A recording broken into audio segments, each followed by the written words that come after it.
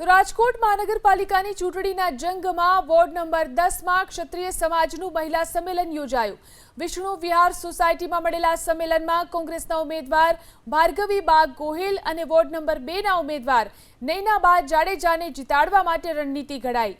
ક્ષત્રિય સમાજના અગ્રણીઓ તૃપ્તિબા રાઓલ અને માયાબા જાડેજાની ઉપસ્થિતિમાં બહેનોએ એકતા દર્શાવી। ભાર્ગવીબાએ મીડિયા સાથેની વાતચીતમાં સમાજની બહેનોના ઉત્સાહ અને સમર્થન વિશે માહિતી આપી અને વિજયનો વિશ્વાસ વ્યક્ત કર્યો। ખૂબ ઉમળકાભેર લોકો મને આશીર્વાદ આપી રહ્યા છે। જ્યારથી બધાને ખબર પડી છે ત્યારથી સ્વયંભૂ લોકો સામેથી ફોન ને મેસેજ કરી રહ્યા છે।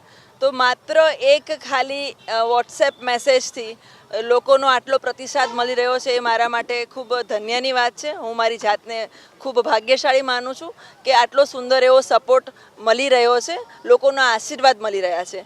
અને બીજું ખાસ એવું કહેવાનું કે જ્યાં સ્ત્રી સશક્તિકરણની વાતો થાય છે તો આ એ સમાજ છે કે જેઓ મહિલાને સંપૂર્ણપણે માન આપે છે અને આ માનને કેવી રીતે મર્યાદા સાથે આગળ વધારવું એનું એક પગલું અહીંયા થવા જઈ રહ્યું છે।